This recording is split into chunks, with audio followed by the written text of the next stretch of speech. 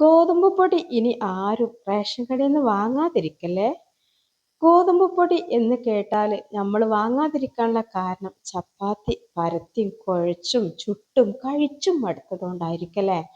അപ്പൊ ഇതുപോലെ നിങ്ങൾ ഗോതമ്പ് പൊടി വെച്ചിട്ട് ചെയ്യുകയാണെന്നുണ്ടെങ്കിൽ നമുക്ക് വീട്ടിൽ വലിയവർക്കല്ല കുട്ടികൾക്ക് വരെ ഇഷ്ടപ്പെടുകയും ചെയ്യും. പിന്നെ നമ്മൾ ഗോതമ്പ് പൊടി റേഷൻ കടയിൽ നിന്നായാലും ഇനിയിപ്പോൾ കടയിൽ നിന്ന് പോലും എത്ര പൈസ കൊടുത്തിട്ടാണെങ്കിലും നമ്മൾ വാങ്ങൂട്ടോ.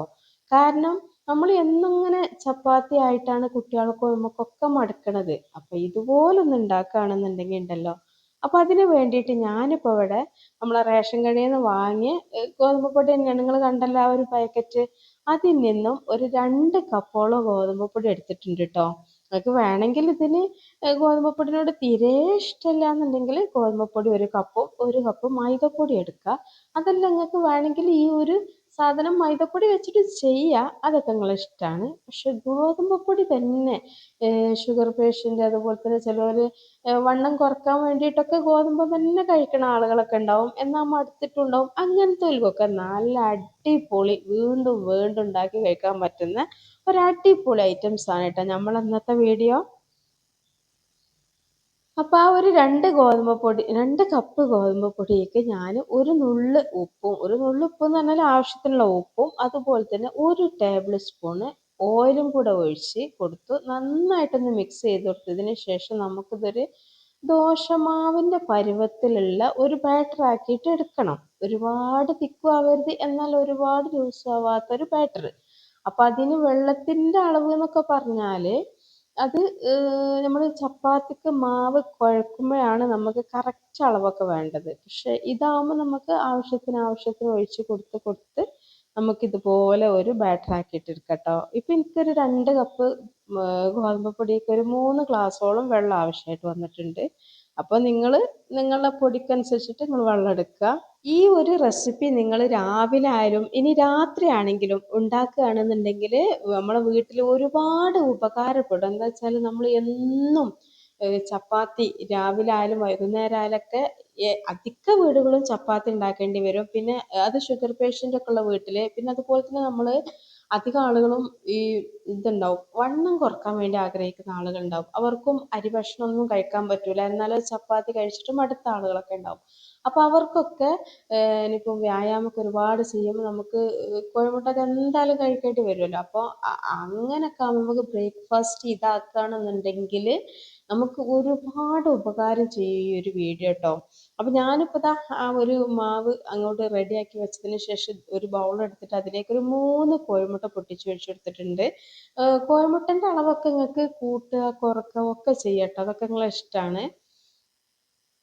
പിന്നെ അതുപോലെ തന്നെ വെജിറ്റബിൾസ് നിങ്ങളെ വീട്ടിൽ എന്തൊക്കെയാണ് ഉള്ളത്, കക്കരിക്ക ഉണ്ടെങ്കിൽ അതെടുക്കുക. അതുപോലെ തന്നെ എന്താണോ ഉള്ളത് അതൊക്കെ എടുക്കുക. പക്ഷേ ഇപ്പം ഞാൻ കക്കരിക്ക ക്യാപ്സിക്ക അതൊന്നും ഞാൻ എടുത്തിട്ടില്ല. കുറച്ച് ക്യാബേജ്, കുറച്ച് ക്യാരറ്റ്, ഒരു തക്കാളി ഒക്കെയാണ് എടുത്തിരിക്കുന്നത്. സവാള വേണമെങ്കിൽ എടുക്കുക, പക്ഷെ സവാള ഞാൻ എടുത്തിട്ടില്ല.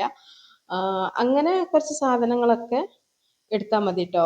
ഞാൻ കുറച്ച് മല്ലിച്ചപ്പും കറിവേപ്പില എടുത്തിട്ടുണ്ട്. പക്ഷെ കറിവേപ്പില ചേർക്കുന്നതിനേക്കാളും നല്ല അതിനും കൂടെ കണ്ട് ഇതെടുക്കുകയാണ്, എന്താണ് മല്ലിച്ചപ്പ് എടുക്കുകയാണ് കേട്ടോ നല്ലത്. അപ്പോൾ ക്യാബേജ് ക്യാരറ്റ് അങ്ങനത്തെ സാധനങ്ങളൊക്കെ കൂടുതലായിട്ട് എടുക്കണമെങ്കിൽ എടുക്കുക. അതൊക്കെ നിങ്ങളെ ഇഷ്ടം. അപ്പോൾ ഏതായാലും ഇനി നമുക്ക് ഈ ഒരു ബാറ്റർ ഒന്ന് ഒരു കുറച്ച് കനം കുറച്ചിട്ട് ഒന്ന് ചുട്ടെടുക്കണം. നിങ്ങൾക്ക് വേണമെങ്കിൽ ഈ ഇതിന് പകരം നിങ്ങൾക്ക് ചപ്പാത്തി ചുട്ടെടുക്കാം.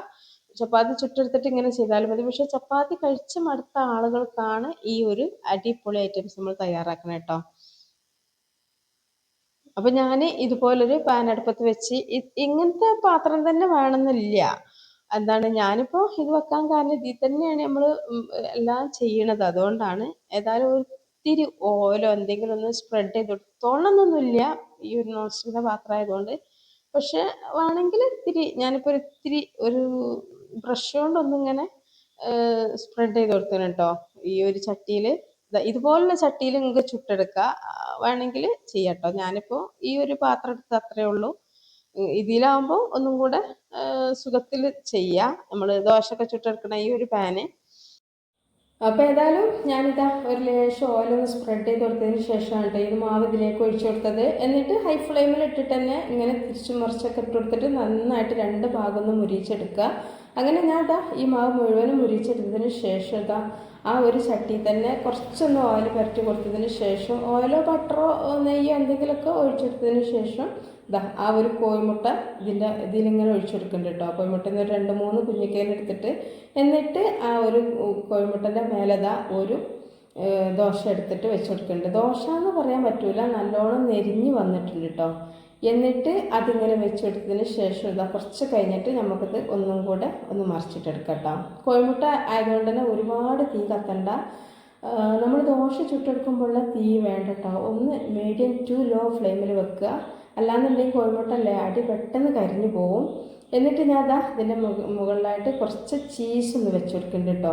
കുറച്ച് ചീസും കൂടെ വെച്ചെടുത്തിട്ട് ഇതുപോലെ ഒന്ന് മടക്കിയെടുക്കുക. മടക്കി വെച്ചിട്ട് കുറച്ച് സമയം ഒന്നിങ്ങനെ വെക്കുമ്പോഴേക്കും ഇതിൻ്റെ ഉള്ളിൽ ചീസൊക്കെ നന്നായിട്ട് തന്നെ മെൽറ്റായിട്ട് കിട്ടും. ഇതാ ഈ ഒരു സമയത്തും ഞാൻ തീയൊന്നും ഒരുപാട് കൂട്ടിയിട്ടില്ല കേട്ടോ. ലോ ഫ്ലെയിമിൽ തന്നെയാണ് വെച്ചിരിക്കുന്നത്. നല്ല ഹെൽത്തി ആയിട്ടുള്ള നല്ലൊരു അടിപൊളി ബ്രേക്ക്ഫാസ്റ്റാണ് കേട്ടത്. നമുക്ക് വീട്ടിൽ പ്രായമായവർ മുതൽ ഇനി കുട്ടികൾ വരെ ഇത് അടിപൊളിയാണ്. എല്ലാം കൊണ്ടും നമുക്ക് എന്തൊക്കെയാണ് ശരീരത്തിന് വേണ്ടത് അതെല്ലാം അടങ്ങിയിട്ടുള്ളത്. അതുപോലെ തന്നെ വണ്ണം കുറക്കണമല്ലോ, അതുപോലെ തന്നെ ചോറൊക്കെ ഒഴിവാക്കിയിട്ടുള്ള ആളുകൾക്കൊക്കെ എല്ലാ രീതിയിലും പെട്ടിട്ടുണ്ട് കേട്ടോ. അടിപൊളിയാണ്. ഇപ്പോൾ ചീസ് ഇല്ലെങ്കിൽ ചീസ് ഒഴിവാക്കിയിട്ടും ഇങ്ങനെ ചെയ്യാം. അപ്പോൾ എല്ലാവരും ഒന്ന് ട്രൈ ചെയ്ത് നോക്കണം. അസ്സലാമു അലൈക്കും.